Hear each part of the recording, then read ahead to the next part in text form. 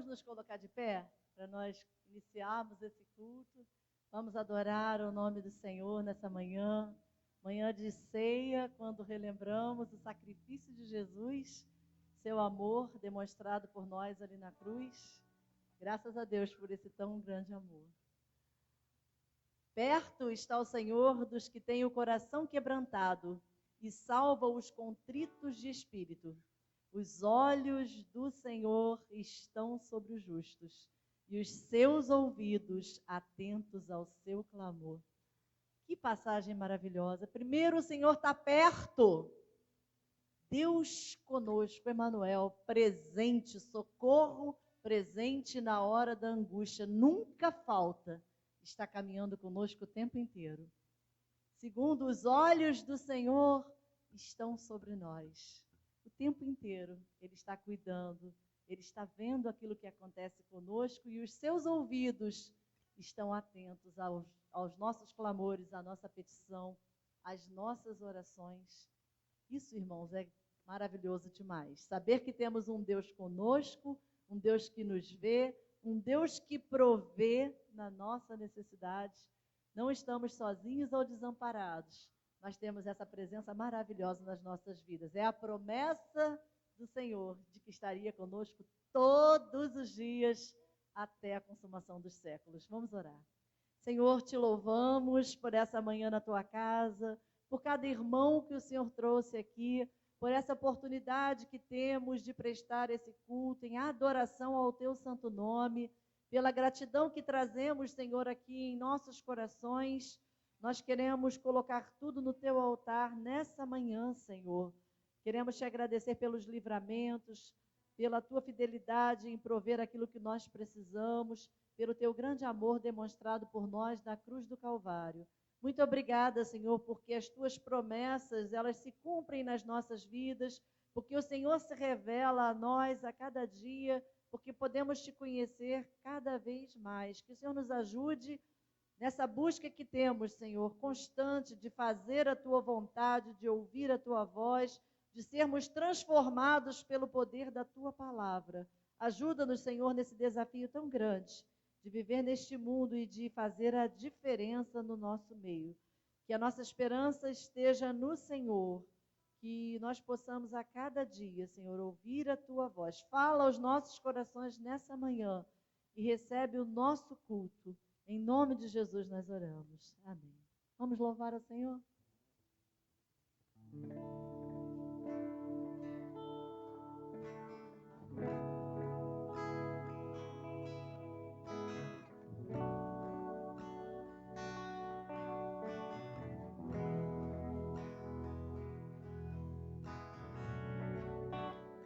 Sei que os teus olhos, sempre atentos, permanecem em mim.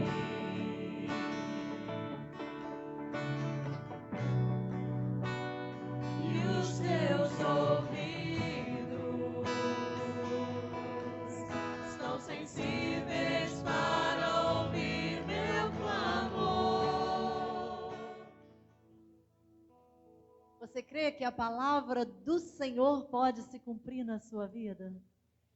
Quantas promessas maravilhosas nós temos na palavra de Deus. O Senhor quer abençoar grandemente a sua vida. Sabe, mas muitas vezes essas promessas, elas são condicionadas à nossa obediência. Sabe, grande parte dessas promessas dependem da nossa busca, depende da nossa devoção, depende da nossa santificação. E às vezes a gente leva uma vida pobre, uma vida cristã medíocre, porque é a gente que não se aproxima mais do Senhor. E Ele está todo o tempo querendo esse relacionamento íntimo, essa comunhão conosco. Mas às vezes a gente está ocupado demais e a gente se esquece dessas promessas maravilhosas que o Senhor tem para nós. Não negocie, irmãos. Deus tem coisas grandes e maravilhosas para fazer na sua vida e através da sua vida também. Mas muitas coisas vão depender de você e da sua busca. Deus promete, Ele cumpre. E você, tem sido fiel? Vamos à leitura bíblica de vários textos que foram selecionados para esse momento. Eu vou fazer a parte do dirigente e os irmãos, então, leem a congregação.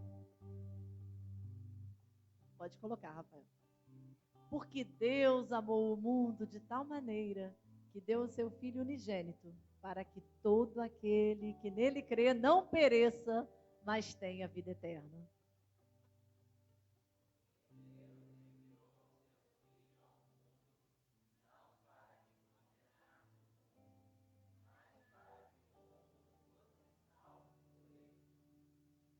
Aquele que crê no Filho tem a vida eterna, mas aquele que não crê no Filho não verá a vida, mas a ira de Deus sobre ele permanece.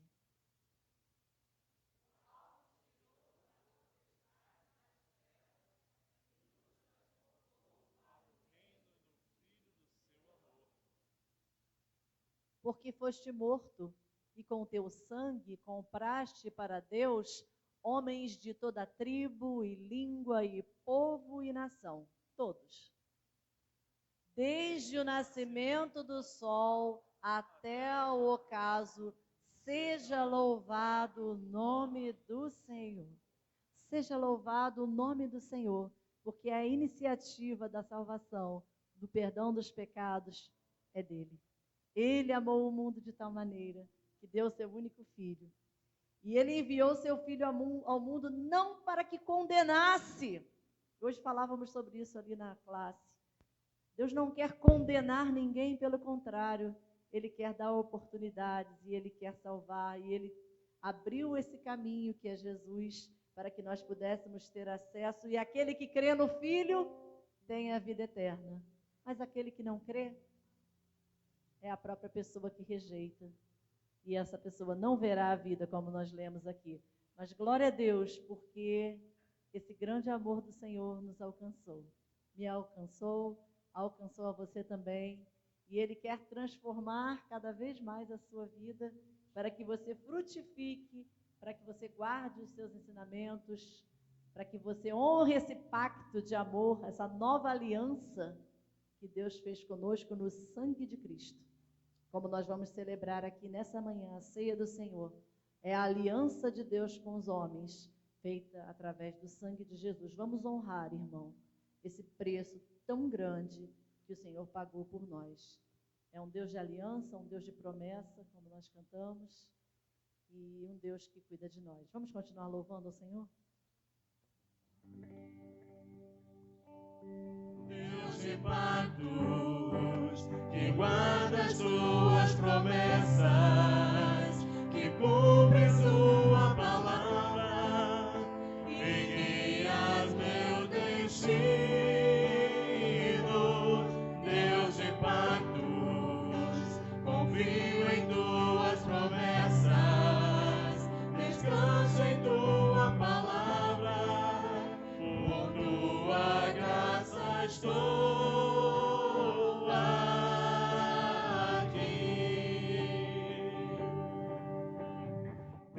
Que letra linda, profunda. Eu não conhecia essa música, Job, mas tem verdades maravilhosas que nós cantamos aqui e realmente são verdades assim que transformam a nossa vida.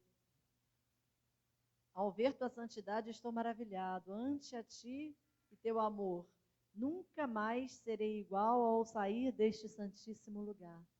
Quando você tem um encontro com Deus, um encontro de verdade com o Senhor, você nunca mais vai ser igual. Não é verdade? Lembra lá do dia que você entregou a sua vida ao Senhor Jesus? De quanta coisa Ele trabalhou e Ele vem fazendo na sua vida, de quem você é hoje. Lembra de onde você saiu? Não dá para ter um encontro com Jesus e ficar da forma como a gente está. Ele transforma. Não é verdade? Nunca mais serei igual. E eu sou desafiada a me renovar a cada dia na presença do Senhor, segundo a sua palavra, que é espelho, que reflete, que me confronta, que me mostra aquilo que eu preciso mudar. Precisamos ter a cada dia transformados na presença do Senhor. Os irmãos podem se sentar? Nós vamos fazer o nosso momento de dedicação dos nossos dízimos e ofertas, e depois eu vou colocar aqui alguns pedidos de oração também, pelos quais a gente tem já falado nos grupos da igreja, a gente tem orado constantemente. Nós estamos aí na reta final da obra, eu espero que seja a reta final mesmo, que eu não aguento mais obra, gente, eu não gosto de obra. Obra dá trabalho, é uma obra, né? Então, graças a Deus pela vida dos irmãos que têm contribuído, que têm ajudado. Quinta-feira tem mutirão, né, pastor? A gente tem que pintar essa parte de dentro aqui, tem um muro para fazer lá atrás. Tem material, mas não tem dinheiro. Então, a gente vai trabalhar aí com a força dos nossos irmãos, se Deus quiser. Ainda tem a parte do letreiro para a gente colocar lá na frente, da cruz. O pastor andou fazendo os orçamentos aqui. O negócio estava caro, hein? Quase R$ 5.000, só o letreiro e a cruz. E aí ele conseguiu alguns orçamentos lá em Timóteo. A gente está vendo isso ainda lá em Minas. Parece que vai sair bem mais barato, porque lá é terra do aço, né? Então a gente ainda está fechando isso para colocar aí nos grupos, para os irmãos nos ajudarem, para a gente poder terminar a nossa fachada. Ainda estamos pagando mão de obra, de serralheiro, de pedreiro. Então, se você ainda puder, quem não contribuiu, que possa fazer essa oferta de amor. Se você já contribuiu, que se puder nos ajudar novamente, é para a obra do Senhor. Está ficando lindo. Sei que muitas pessoas vão chegar aos pés de Cristo, vão ser atraídas. A igreja precisa ser um lugar bonito, irmãos, um lugar atraente, para que os pecadores queiram estar lá, não é verdade? Então, que nós possamos receber essas pessoas com amor, com carinho. Eu estava ali na frente, mexendo no varal hoje. Quero agradecer aos irmãos que têm ajudado a colocar o varal em ordem. Precisamos de mais gente para ajudar, porque tem abençoado muitas pessoas. Eu conversava com o Batista, o pastor não sabe disso. Antes de começar a aula, eu estava ali ajeitando umas coisas e jogando um lixo fora, e chegou um gari para recolher ali o lixo que eu estava jogando fora. E ele estava dizendo, puxa, eu estou precisando de um tênis para caminhada. Não tem nenhum tênis número 40 aí, não? E pior que eu tinha um tênis que estava separado. Sabe aquele, Edilene, que você tinha separado? Estava lá no gabinete, que estava pensando em dar para um rapaz da igreja, e o tênis estava lá. Eu falei, bom, esse é do Batista. Peguei o tênis, fui lá fora e falei assim, ó, tá guardado para você. Qual o seu? Eu não sabia o nome dele. Qual o seu nome? Ele falou assim, meu nome é Batista. Eu falei, pronto, aqui, ó o nome da nossa igreja aqui, ó. Igreja do Batista. Brincando, né? A gente não pode perder as oportunidades de evangelizar. E ele disse, tá ficando bonito. Eu falei, para honra e glória de Deus, venha, né? Venha assistir um culto com a gente. Então, irmãos, esse varal tem abençoado, o serviço social da igreja tem abençoado tantos irmãos com a cesta básica. Quero agradecer aqueles que têm colaborado, têm contribuído. A lista já está ali, bem fechada. Domingo que vem é o último domingo para você trazer a sua doação para as cestas do próximo mês. Olha ali o que está faltando. Parece que margarina é o que está mais faltando dessa vez, né? Checa ali que você possa estar contribuindo, trazer no próximo domingo, para a honra e glória do nome de Jesus, tá bom? Então você vai poder trazer o seu dízimo enquanto nós vamos cantar essa música tão linda de gratidão ao Senhor, né? E em seguida nós vamos orar e vou pedir a Sandrinha, que vem aqui depois fazer essa oração, e vou colocar alguns pedidos na hora, tá bom, Sandrinha? Senhor nosso Deus e Pai, nós te agradecemos, Pai, porque antes mesmo de pensarmos em vir à tua casa, o Senhor já estava aqui nos esperando, Senhor. O culto começou na EBD, falando do teu amor, falando da salvação, Pai. Muito obrigada, Senhor. Agora queremos colocar diante de Ti todos esses nomes, Pai querido, que foram citados aqui. São muitos, Pai querido, ainda tem muitos outros, Senhor, que vão chegando e que a gente vai colocando no Teu trono de graça, Pai, te pedindo que o Senhor tenha compaixão de cada um que está no leito de hospital nesse momento, Pai. Renova, Senhor nosso Deus, o ar dos pulmões. Coloca, Senhor nosso Deus, esperança naqueles corações. E que aqueles que estão ali, Senhor nosso Deus, possam ter uma experiência linda contigo, Pai. E possam sair dali e dar o testemunho, Pai. Como o pai do Vitor, Senhor. Nós temos a certeza de que quando ele sair dali, daquele hospital, daquele leito, ele há de dar um testemunho, Senhor. Ele há de ver o quanto Deus cuidou dele. Pai querido, cuida da Sofia também, Senhor nosso Deus, com esse acidente que houve no pezinho. Coloca a tua mão de poder ali, Pai, e cura aquela ferida, Pai. Que ela possa, Senhor, se sentir socorrida por Ti, Pai. É uma criança, Pai. E nós sabemos que eles são puros, Senhor, diante dos teus olhos. Pai querido, cuida também do irmão da irmã Marlene Sadenberg, Senhor. Ó Deus, que o Senhor possa, Senhor, estar ali com a tua mão de poder sobre essa vida também, Senhor, cuidando. Cuida do pai da Vivian, Senhor. Cuida do pai do Rafael, Pai. Ó Senhor, são muitos irmãos seus. A Jussiane, Senhor, que precisa também da tua mão. São tantos, Pai querido, que precisa, Senhor, do teu socorro permanente, Pai. Ó Deus, agora queremos te agradecer também pelos dízimos e as ofertas.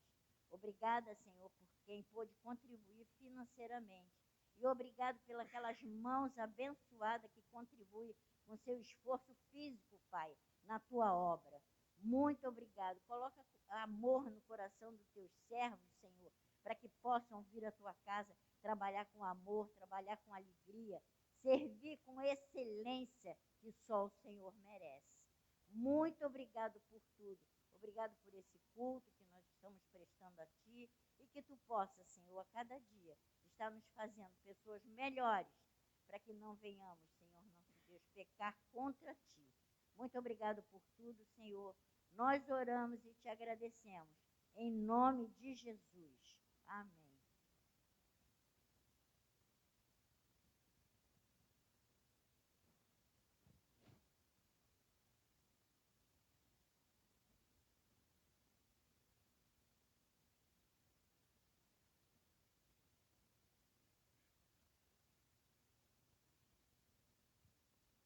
Graça e paz, queridos irmãos. Nossa igreja está tão bonita. Que bom que você veio, que você separou esse tempo. Pôde dormir, descansar, ter um sono restaurador. E agora pela manhã trazemos ações de graças e o nosso reconhecimento público, que só o Senhor é Deus. Só Ele é digno de receber toda a honra e toda a glória. Não apenas aqui, mas no mundo todo. Fico imaginando de cada língua, dialetos, lugares mais remotos.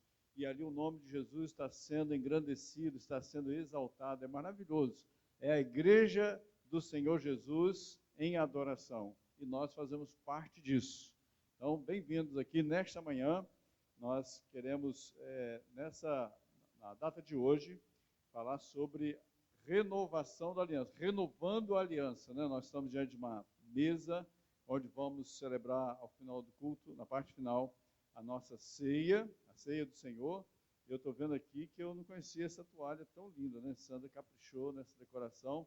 E eu reconheço aqui que as plantas são do jardim aqui do nosso entorno mesmo, né? Mas a mesa está lindíssima e ela tem um significado tão importante para todos os cristãos.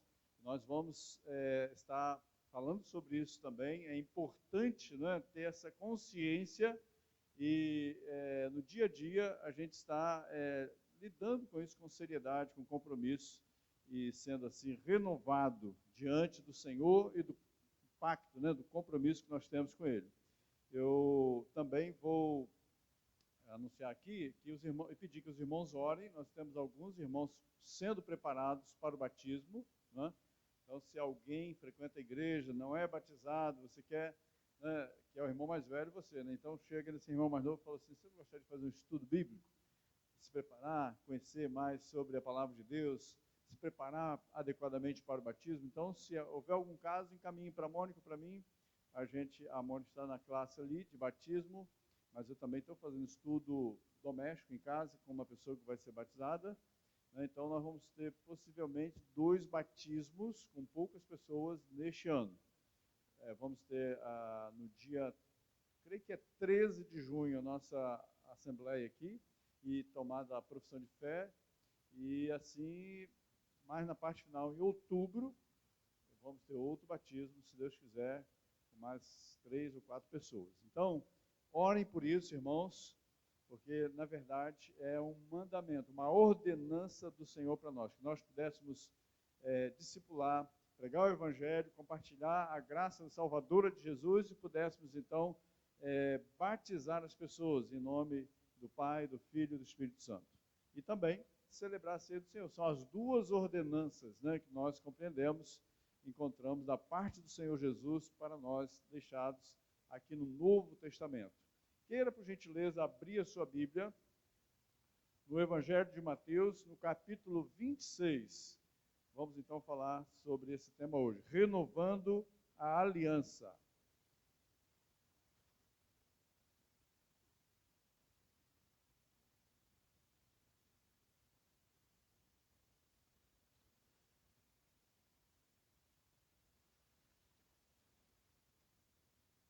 Mateus 26, 17 a 30. Diz assim a palavra do Senhor. No primeiro dia da festa dos pães sem fermento, ou pães asmos, os discípulos dirigiram-se a Jesus e lhe perguntaram: onde queres que preparemos a refeição da Páscoa? E ele respondeu dizendo que entrassem na cidade, procurasse um certo homem e lhe dissessem: o mestre diz, o meu tempo está próximo, vou celebrar a Páscoa com meus discípulos em sua casa. Os discípulos fizeram como Jesus os havia instruído e prepararam a Páscoa. Ao anoitecer, Jesus estava reclinado à mesa com os 12. E enquanto estavam comendo, ele disse: digo-lhes que certamente um de vocês me trairá. E eles ficaram muito tristes e começaram a dizer-lhe, um após outro: com certeza não sou eu, com certeza não sou eu, Senhor. Afirmou Jesus: aquele que comeu comigo do mesmo prato há de me trair. O Filho do Homem vai, como está escrito a seu respeito. Mas ai daquele que trai o Filho do Homem. Melhor lhe seria não haver nascido. Então Judas, que haveria de traí-lo, disse: com certeza não sou eu, mestre. Jesus afirmou: sim, é você. Enquanto comiam, Jesus tomou o pão, deu graças, partiu e o deu a seus discípulos, dizendo: tomem, comam, isso é o meu corpo. E em seguida tomou o cálice, deu graças e o ofereceu aos discípulos, dizendo: bebam dele todos vocês. Isto é o meu sangue da nova aliança, que é derramado em favor de muitos, para perdão de pecados. Eu lhes digo que de agora em diante não beberei deste fruto da videira até aquele dia em que beberei o vinho novo com vocês no reino de meu Pai. Depois de terem cantado o hino, saíram para o Monte das Oliveiras. Versículo 30, terminando aqui esse texto, teremos outros em seguida. Irmãos, essa nova aliança que o Senhor Jesus propôs a nós no Novo Testamento, ela nos deixa, então, duas obrigações.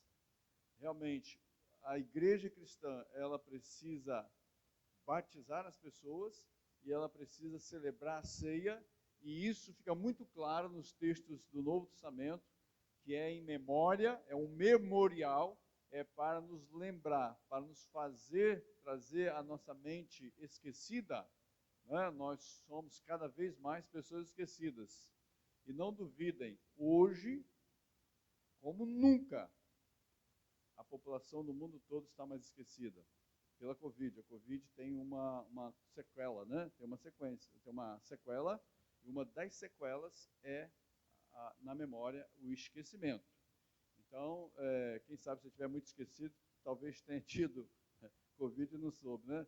Mas é verdade, afeta a nossa memória. Mas não somente isso, há uma amnésia espiritual. Né? O maligno faz tudo para roubar de nós a palavra.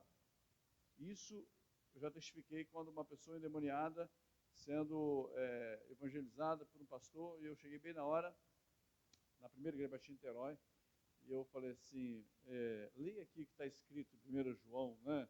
Para por fim as obras do maligno foi que Jesus se manifestou. E naquela hora a pessoa endemoniada estava possuída de demônios.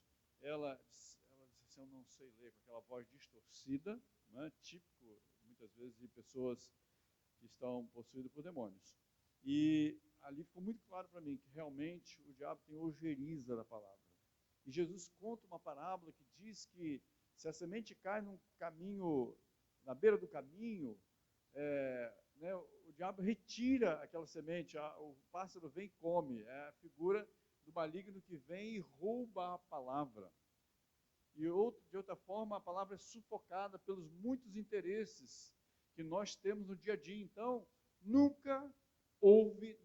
jamais houve uma geração como a nossa que está tão dispersa e tão embevecida pelas ilusões, atrativos, a indústria do entretenimento e tanta ocupação. Irmãos, nós somos um povo hoje distraído. Nós temos horas e horas para ver esporte, noticiário, que na maioria são enganadores, de maneira geral são muito manipuladores também, né? Claro que tem outros mais sérios, outros menos, mas de maneira geral perdemos tanto tempo, né, vendo noticiários, notícias repetidas, notícias mentirosas, e muitas vezes vendo, né, um jogo de futebol na quarta, outro no domingo, e tem gente que vê 3 e 4, aí é mais de 1h30 cada partida. É uma coisa assim absurda, fora as séries que não tem fim, né? E muitas vezes incutindo na mente dos crentes valores contrários ao reino de Deus. São fortalezas espirituais que se levantam contra o conhecimento de Deus, incutido nas séries até voltadas para idades de juniores e adolescentes. Eu já vi isso e mais uma vez.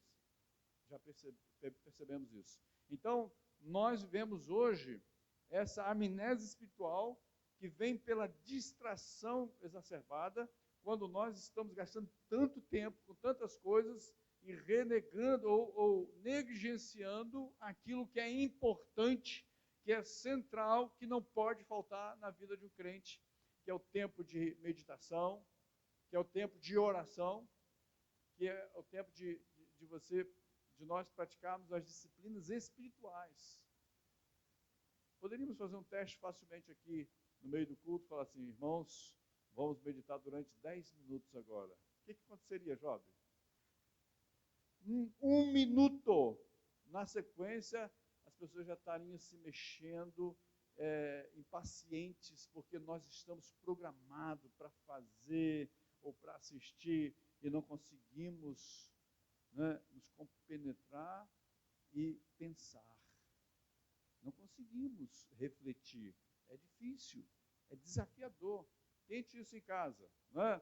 Você vai perceber o que eu estou falando. Ou senão a gente se propõe: não, essa semana eu vou jejuar, ou essa semana eu vou separar um tempo de oração, e aí você pensa assim: não, eu quero orar meia hora por dia. Olha, gente, parece que é pouco, né? Aí a gente começa a orar na segunda-feira, aquela meia hora, separa um tempo, desliga, deixa o WhatsApp de lado, né? Ou num lugar mais apropriado, mais calmo, e aí a gente ora e olha no relógio assim: se passaram só 5 minutos e a pessoa não tem mais assunto para falar com Deus. Isso é reflexo de um tempo, de uma sociedade que está enlouquecida, correndo de um lado para outro, sempre ocupado e sempre interessado em barulho e multidão. Isso é pernicioso. Jesus, que não tinha tanta necessidade como nós temos, ele se afastava do barulho, ele constantemente se afastava da multidão, e ele amava as pessoas. Não era isso, não era falta de apreço, mas ele queria estar a sós com Deus, com o Pai. Ele queria meditar, ele queria ouvir o Pai. E ele dizia: eu não estou falando nada de mim, eu estou falando daquilo que recebi do Pai. Então, se você quer receber do Pai, se você quer conhecer o Pai, você precisa meditar no Evangelho, você precisa abrir a sua Bíblia, né? Seja no computador, no celular, no papel, não importa, mas você precisa ser menos distraído. Então, o que eu percebo aqui no início desse texto de Mateus 26, 17, tanto no versículo 17 quanto no versículo 19, olha o que se repete aqui e que a gente pode aplicar hoje à nossa vida para que possamos renovar a nossa aliança com o Senhor. Nós precisamos ser intencionais. Não deixar acontecer, deixar a vida me levar, isso é bobagem. Não vai chegar lá. No primeiro dia da festa dos pães sem fermento, que não é a Páscoa, é uma festa dentro da Páscoa. os discípulos dirigiram-se a Jesus e lhe perguntaram: onde o Senhor quer que preparemos a refeição da Páscoa? Então, né, se você tem dúvida, pergunte ao Senhor, Ele vai te orientar o que fazer. Eles fizeram isso. Onde o Senhor quer que preparemos a Páscoa? Eles partiram do pressuposto que para haver uma refeição de Páscoa era preciso haver uma preparação. Sabia que para você cultuar a Deus hoje aqui é preciso ter uma preparação durante a semana? A adoração não é um momento de 1h30. A adoração ela é continuada. Paulo fala que devemos sempre orar. Há aquele momento, não é, quando você separa um tempo, um lugar, e você está ali constantemente se derramando diante de Deus, com a sua Bíblia aberta, em oração, em meditação. Isso ajuda muito, né, na nossa disciplina espiritual, mas fora daquele horário, fora daquele lugar, a nossa mente está conectada com Jesus e nós temos um estilo de vida de adoração constante. Nós estamos orando em todo o tempo. É isso que significa. Não é ocasional. É sempre em oração. É sempre em adoração. E aí quando você vem no domingo, aí é o céu. Não é? Porque é o ápice, né, desse momento da adoração pública, quando aquilo que a gente já vinha durante a semana fazendo em preparação, nós chegamos aqui e nós nos encontramos com outros irmãos na mesma linguagem, né, na fraternidade, é maravilhoso, então é muito gostoso participar desse culto de adoração pública, mas isso não anula a sua responsabilidade durante a semana, todos os dias, de se encontrar diante do Senhor com um coração de gratidão e adoração a Deus, ouvindo a sua palavra. Então aqui, eles perguntaram: onde devemos preparar? Onde o Senhor quer que preparemos a Páscoa? Aí chega no versículo 17, 19, os discípulos fizeram como, ou conforme Jesus os havia instruído e prepararam a Páscoa. Irmãos, se você vai se encontrar com uma pessoa, é necessário haver uma preparação.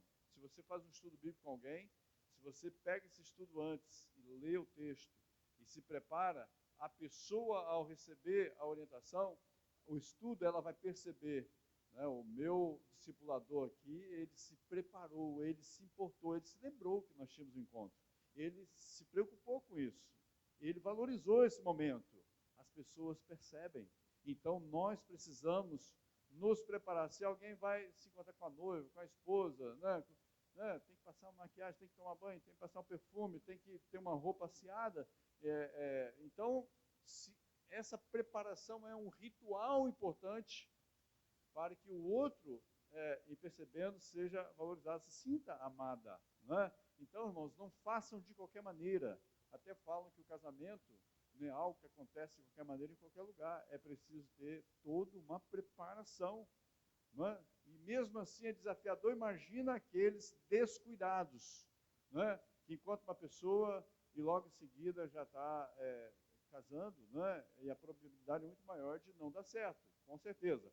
Então aqui houve uma intenção, mas não é só intenção. Não é? Tem uma historinha do Snoopy, né, que eu já contei aqui, e o Charlie Brown, Charlie Brown, e aí uma daquelas figuras leva um ramalhete de flores assim para a professora, e a outra, a Beth Pimentinha, né, não levou nada, não preparou nada, e chega ali, depois de ver aquela cena, né, da aluna oferecendo as flores para a professora, ela fala assim: professora, você aceitaria um vaso de boas intenções? Ela não tem nada a oferecer. Irmão, intenção? Eu tenho aprendido, isso é muito profundo, muito sério, que nós somos, não o que nós prometemos, não o que nós intencionamos, não o que nós falamos, nós somos o que fazemos. Porque Jesus fala, pelo fruto se conhece a árvore. Na escola bíblica estamos tratando disso hoje, não é? Então, se uma pessoa é guiada pelo Espírito Santo, ela não é odiosa. Ela não vai guardar raiz de amargura. Ao contrário, ela vai orar pelo oponente. Ela vai procurar a ocasião para reconciliação. Então, o fruto fala muito sobre, né, a árvore, sobre a planta, e Jesus nos ensina isso de maneira tão clara. Então, irmãos, o fruto do Espírito é o amor. Amor, alegria, paz, longanimidade, bondade, domínio próprio, fidelidade, tudo isso são características desse fruto do Espírito atuando em nós, quando nós somos servos do Senhor e declaramos que Ele é quem manda em nós, devemos obedecê-lo, devemos segui-lo, devemos render diante dele. Então, há uma preparação. Nós precisamos, então, ser intencionais, até na evangelização. Às vezes, a gente encontra uma pessoa viajando no banco do lado do ônibus, do avião, já evangelizei pessoas nessas ocasiões também. É tipo assim, um acaso. Mesmo assim, a gente percebe que Deus colocou aquela pessoa ali, com aquele propósito, você compartilhar a graça de Deus com ela. É maravilhoso quando você percebe isso e aproveita bem as ocasiões. E é mandamento, Paulo diz, aproveite, né? Faça a obra evangelista, aproveite bem a oportunidade, a ocasião. Então, é muito bom, mas a gente precisa ser intencional com o vizinho, com o colega na escola, né? Ou com aquele que está ali sempre no mercado, sempre na padaria, você está ali todo dia e não dá uma palavra, né, de edificação, uma palavra de ânimo, uma palavra boa, agradável, que venha da parte do Senhor para abençoar o dia daquela pessoa. Então, nós precisamos ser intencionais e abençoar essas pessoas, tocar nessas vidas em nome de Jesus. Então, quando você chegar no estabelecimento, você procure, né, esse vínculo a pessoas que, apesar de serem crentes, como que aqueles que moram num apartamento desse, nem fala bom dia com o porteiro. Já imaginou um negócio desse? Que indiferença! Nós não podemos seguir assim. Nós precisamos, então, ser intencionais até mesmo na evangelização. Se você quer ganhar o direito de compartilhar algo tão pessoal como a sua fé, você precisa dar tempo e ouvir essa pessoa, você precisa, então, demonstrar interesse nela. Então, não se trata de mim, se trata dela, do que ela tem a falar, o que ela quer dizer. De repente, ela quer desabafar ou pedir uma oração, e você será aquela pessoa que vai aproveitar a oportunidade intencionalmente. Então, a gente trabalha muito essa questão de ser intencional na evangelização, mas também aqui hoje, quando nós estamos falando de renovação espiritual, de renovar a aliança com o nosso Senhor, nós precisamos, então, ter uma atitude, ter essa iniciativa. Eu estava um dia comprando um relógio lá em Niterói, naquela época que se comprava relógio, hoje em dia não mais, baixa o celular, tá bom, né? Então, no segundo piso, numa sobreloja, numa galeria, na Amaral Peixoto, eu estava lá vendo qual despertador, tal, ia levar para casa, e de repente entrou uma mulher loura, bonita, assim, de 20 e poucos anos, né? E aí aquele senhor estava me atendendo e ela, então, parece que já era bem conhecida ali, trabalhava em uma outra loja no térreo, e ela então foi entrando naquele estabelecimento e tinha lá um aparelhozinho de polir as joias. Ele trabalhava também com isso. E ela então tirou uma aliança, irmãos, assim, um negócio bem, tinha 1 centímetro de espessura, né? Bem, ela devia ser uma noiva assim, bem empolgada, né?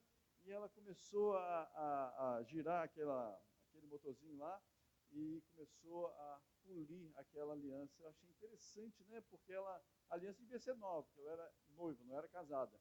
E ela estava ali polindo, né?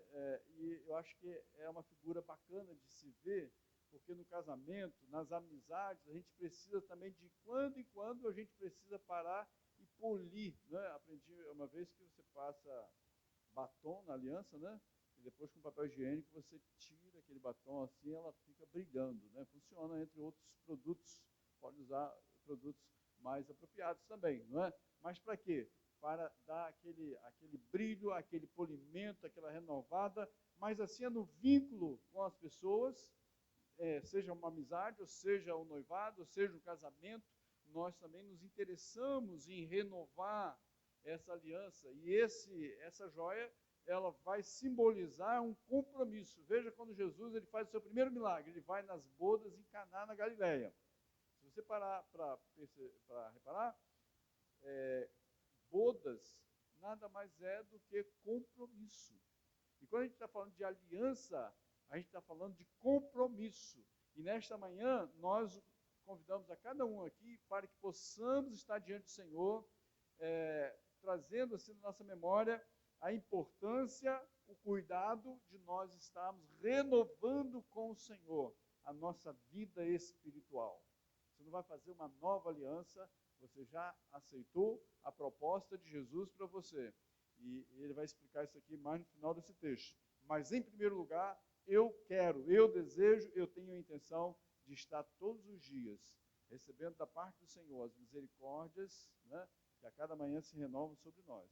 E eu pretendo, eu desejo, eu tenho necessidade de agir, de atuar, para que intencionalmente eu esteja cada vez mais trazendo à minha memória o Senhor, o seu ensinamento. Então, irmãos, não deixe ficar pálido, né, os conceitos, os valores do reino de Deus, mas que você esteja dia a dia renovando isso. A gente é realmente tendencioso ao esquecimento, mas se a palavra estiver passando por você todos os dias, em todo o tempo, certamente que você possa até não decorar o texto, mas ela vai estar limpando você. Isso em João, o Evangelho de João vai trazer isso quando Jesus, né, no capítulo 15, ele fala: vocês já estão limpos pela palavra que eu vos tenho falado. Então, a palavra de Deus tem o poder de nos limpar, de nos lavar. E é como a água que você bebe de boa qualidade, né? Infelizmente, hoje no Rio de Janeiro, as pessoas bebem uma água poluída de péssima qualidade, né? Quem pode, compra uma água mineral, porque a água é vital, muito mais importante que o alimento. Assim, a palavra de Deus é comparável à água, né? E a gente sabe que a água, quando é ingerida, ela vai lavando as células e tirando de nós as toxinas, né? Isso é super importante, beber bastante água por isso. E assim também a palavra de Deus, ao passar em nosso coração, nossa memória, nossa mente, ela vai tirando o pecado. São as toxinas, né, que são oferecidas de várias formas pela cultura, por onde passamos, né, através das sensações de olhar, de perceber o mundo no entorno, nós vamos nos contagiando, vamos nos sujando, e essa palavra ela vai passando agora e renovando em nós, nos dando então um rumo, uma direção, norteando as nossas decisões, nossos pensamentos, nossos desejos. Então, primeira coisa que eu percebo aqui nesse texto que lemos hoje, que para haver essa renovação de aliança com Jesus, você precisa desejar, você precisa ser intencional. E você precisa ter paixão nisso. Convicção. Hegel, né, que foi um filósofo ateu da Alemanha, ele, não recomendo ele para ninguém, mas, enfim, disse uma frase que eu gostei, que ele fala assim: nada relevante pode ser feito sem paixão. Se você não tiver entusiasmo, convicção, nada vai acontecer. Seja, então, intencional para a sua renovação espiritual. Até rimou, né? Me lembra o Luiz Saião, que ele ensina teologia assim, né? Fazendo umas rimas e brincadeiras de maneira bastante profunda. E, em segundo lugar, nós precisamos compreender, através dos textos do Novo Testamento, do Velho Testamento, das profecias, a palavra de Deus, a sua instrução. Veja que os discípulos, eles perguntaram, e de acordo com o que Jesus orientou, eles estavam ali atuando para a preparação da Páscoa, a sua última Páscoa, a última refeição da Páscoa de Jesus com seus apóstolos. E ali então, eles seguiram a risca, eles foram orientados. Você não precisa ficar desesperado, você não precisa ficar desorientado, perdido, confuso, iludido nesse mundo, porque você tem a palavra do Senhor para te dar sabedoria na tomada de decisões, para que você não tenha que se arrepender depois. Então, irmãos, nós temos essa riqueza, é um garimpo que precisa ser explorado, né? Não de qualquer maneira, mas com critério, com sabedoria, com a graça do Senhor, nós podemos estudar e podemos retirar para nós desse tesouro sabedoria e podemos assim ser edificados e crescer no conhecimento, na graça de Jesus e como conviver com as pessoas, até mesmo com aqueles que pensam diferente de nós.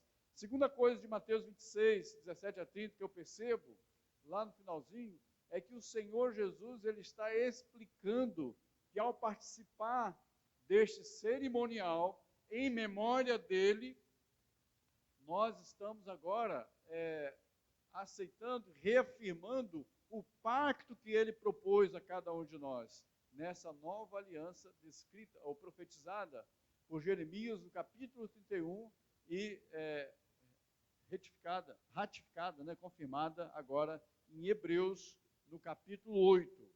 Eu vou ler rapidamente, porque é um texto belíssimo, não precisa ler Jeremias, você pode ir direto a Hebreus capítulo 8, que vai estar, na verdade, muito parecido.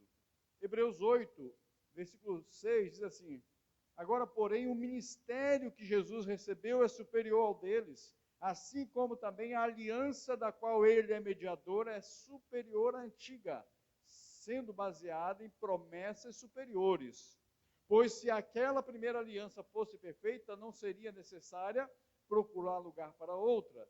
Deus, porém, achou o povo em falta e disse: estão chegando os dias, declara o Senhor, quando farei uma nova aliança com a comunidade de Israel e com a comunidade de Judá. Não será como a aliança que fiz com os seus entes passados, quando os tomei pela mão para tirá-los do Egito, visto que eles não permaneceram fiéis à minha aliança, e eu me afastei deles, diz o Senhor. Esta é a aliança que farei com a comunidade de Israel depois daqueles dias, declara o Senhor. Porei minhas leis em sua mente e as escreverei em seu coração. Serei seu Deus e eles serão o meu povo, conforme está escrito também em Apocalipse 21. Aquele que vencer será o meu povo e eu serei o seu Deus. Este é o pacto, essa é a promessa, essa é a aliança. E tudo isso foi, vamos dizer assim, fundamentado na atitude de Jesus, de morrer por nós na cruz, de derramar o seu próprio sangue para nos lavar e nos redimir, nos libertar de todo tipo de pecado. Sem esse sangue não há remissão de pecados. Sem a fé, sem a confiança íntegra e completamente no nome de Jesus, não há conciliação, não há salvação. Então, irmãos, somos libertos hoje, porque cremos que o sangue de Jesus é poderoso para nos tirar todo o pecado. E essa é a aliança que Jesus está explicando aqui em Mateus e também lá em 1 Coríntios, capítulo 11. Diz o Senhor Jesus, aqui em Mateus, capítulo 26, assim: bebam deles, o versículo 27. Em seguida tomou o cálice, deu graças e ofereceu aos discípulos, dizendo: bebam dele, todos vocês. Isto é meu sangue da aliança. Conforme Paulo explica, o sangue da nova aliança. Essa nova aliança é quando você crê e você vive coerente com a sua fé, com o Evangelho de Jesus, de que foi necessário Jesus morrer por nós e ressuscitar para se tornar o nosso mediador, o nosso Salvador. Por isso, nós cantamos aqui, né, que o Senhor é o Deus de promessa, é o Deus de aliança, é o Deus de pactos, é um Deus de compromisso. Não podemos levar essa vida levianamente, com brincadeira, titubeando, mas em preparação, em vigilância, em devoção constante, em amor e gratidão ao Senhor, em obediência ao seu mandamento. E o que ele manda, ordena fazer hoje aqui, na mesa da ceia, é lembrar-nos dele, do seu sacrifício, da vitória sobre a morte e sobre o pecado, e, sendo glorificado, ele é o nosso intercessor. Então, irmãos, o convite agora: venham à mesa, lembrarem-se de mim, convida o Senhor Jesus. Queria que você fechasse seus olhos para meditar sobre isso. Podemos meditar 1 minuto, 2 minutos?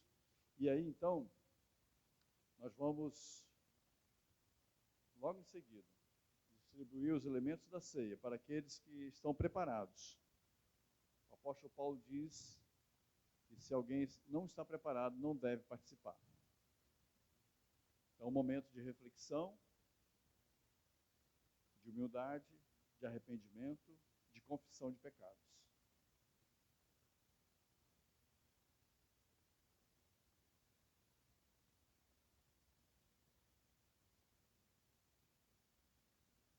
Senhor, perdoa-me, perdoa-nos pelas fraquezas, pelos pecados. Lava-nos, purifica-nos com o sangue de Jesus.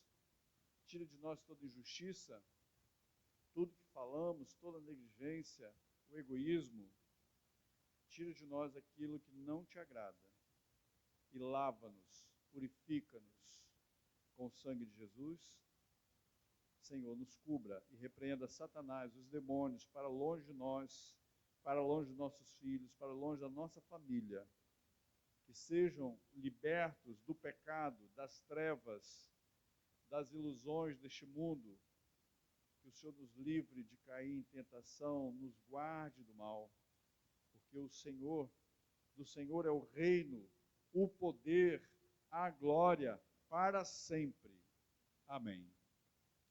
Vamos, irmãos, cantar o hino, nós vamos... Deus, demos glória a Deus, demos glória a Deus, demos glória pelas bênçãos sem fim. Não há palavras, o Rei da Glória, o Rei dos Reis, Jesus. Maravilhosa graça, seu infinito amor, tomou o meu lugar, a minha cruz levou, sua vida entregou para me resgatar. Oh, pra sempre eu canto o que fizeste a mim. Vamos orar. Que a graça maravilhosa do Senhor Jesus Cristo, o amor de Deus, o nosso Pai, e a consolação do Espírito Santo sejam sobre as suas vidas. Amém.